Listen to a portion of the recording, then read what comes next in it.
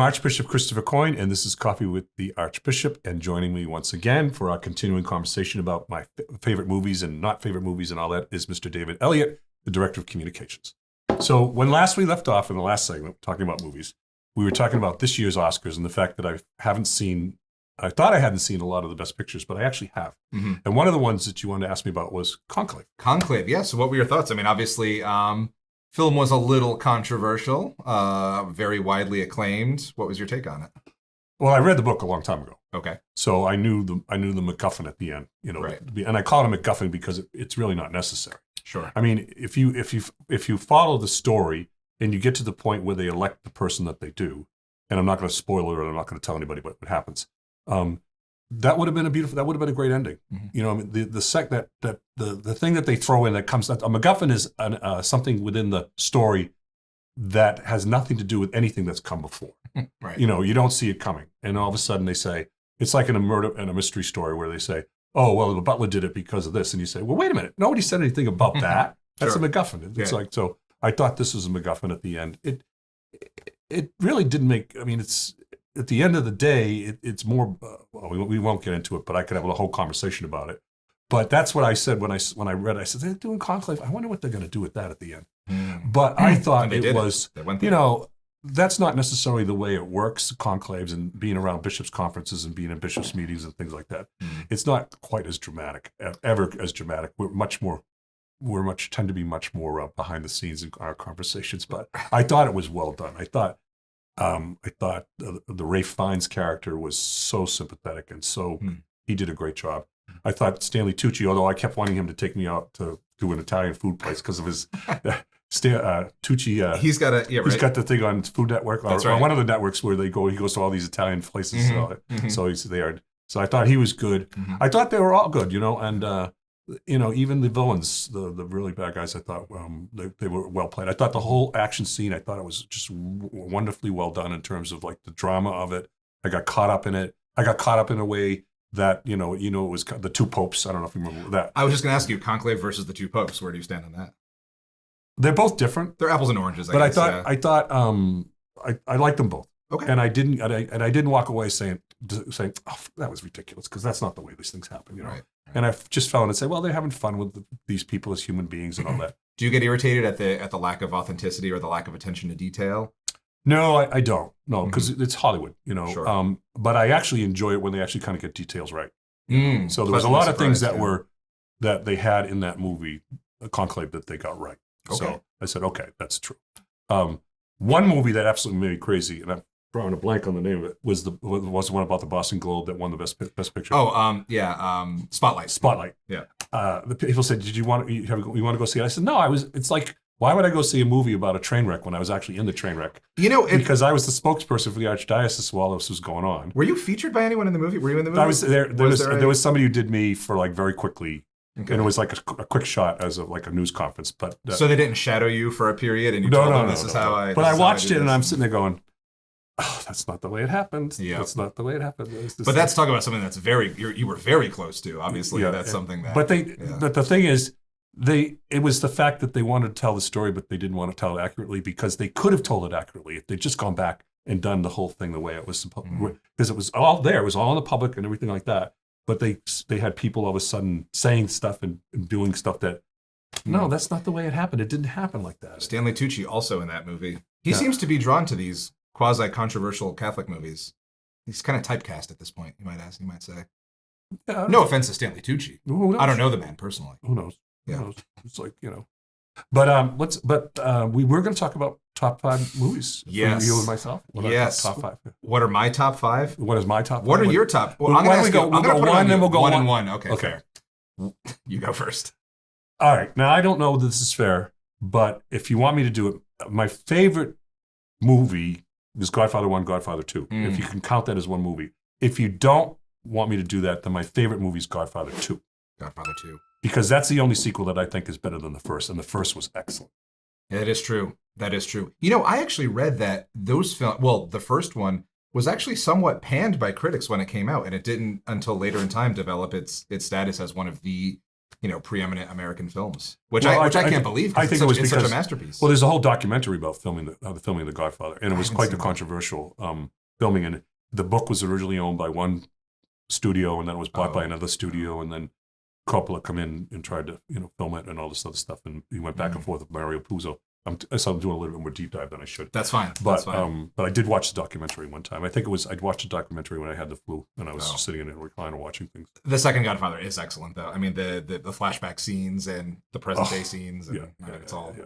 And just the fall into evil that Michael Corleone eventually ends up, and he ends up in a place with nothing in terms of like relationships, love, anything. So, what's your number one? Well, I don't know if it's my number one, but it's among my top 5. But I do love the film Easy Rider. Okay, I'm a big fan of that. You are just diving deep into things. I watched that when I was in high school. Easy Rider. Well, it's a perfect segue because you talk about someone who ends up with nothing. They really end up with nothing by the end of that movie. But blowing off their bikes. Yeah, that's right. That's right. Sort of speaks to sort of the randomness of their situation. But yeah, I was shown it. I had a film class in college and it was about politics. And we watched Easy Rider, and I really just sort of fell in love with it. I mean, there's also a brilliant cameo by Jack Nicholson in it, which I love. I'm a huge Nicholson fan. And I really love that story. Two people sort of in search of greater meaning or in search of something more, freedom, whatever your word for it is. And they sort of figure it out by the end, and by that point, it's sort of too late. Okay. So obviously my second choice is Godfather. And but moving from 1 and 2, Godfather 2, Godfather. My third choice is because I watch it. I could just watch it every time if it comes on at any point. Is Shawshank Redemption. Great. Just because it's one of those movies that you can just get into. You kind of watch it and you say, "Oh, I can jump right into the middle of this. I know where they are in the movie and all that stuff like that." So it's just a great movie. It's one of those other movies that didn't get really good reviews. True. And then became like a real good cult movie. And it's about triumph of good over evil at the end. Yep. He gets out. I'm not going to tell you. People might not have seen Shawshank yet. Well, again, another great segue into my next one, talking about good and evil, is I love No Country for Old Men. I don't know if you've seen that one. That's a Coen Brothers movie. Yeah. Excellent film.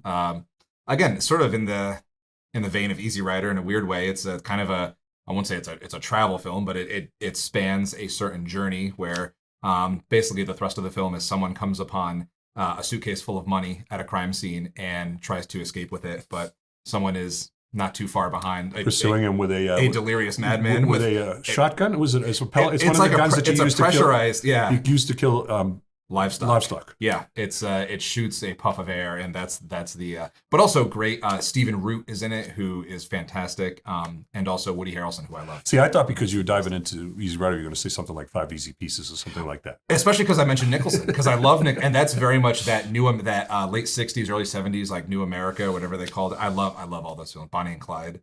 Okay, I love all that kind of stuff. My fourth one is Field of Dreams, just because I want a good cry.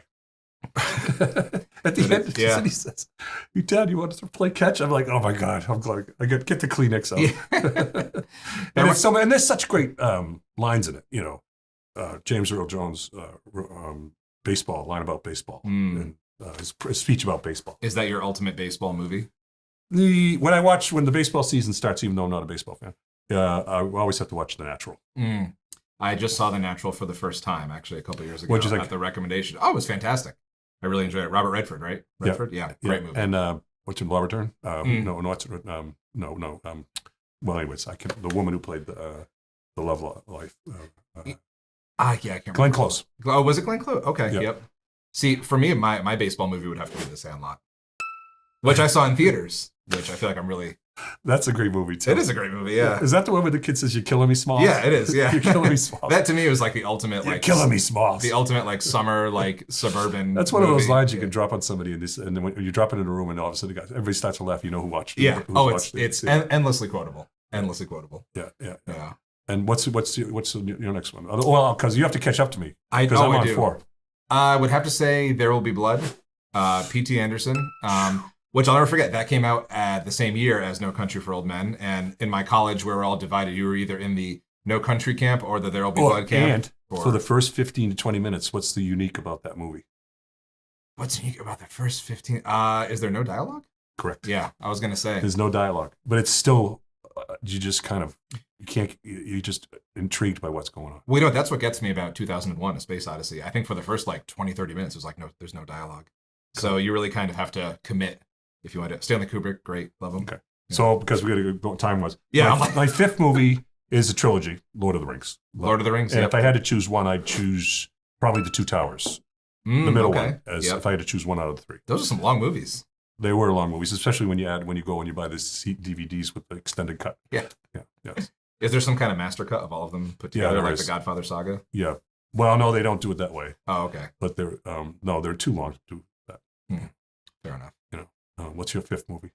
My fifth would have to be Goodfellas. Okay. Yep, my fifth is Goodfellas. I do love it. I do love the mob movies, and of course, obviously, I love The Godfather. But Goodfellas has like a certain edge to it and a certain styling to it that really. And for our viewers out there, it's rated R because there's some brutal scenes in it. Yeah, there are. But excellent film, and if you can stomach it all. When The Godfather first came out, it was R. That's true. Because of the violence in it, especially when Sonny gets shot at the toll Oh, booths. that's especially brutal. Yeah. But there's great lines from The Godfather. Oh. Leave the gun, take the cannolis. Endlessly quotable. Look what they did to my boy. Speaking of Sonny, I mean, I'm big on that. Anyway. Well, we could spend like 3 more episodes just talking about movies. This is Archbishop Coyne and David Elliott, and we've been joining each other for fun conversations about movies on Coffee with the Archbishop.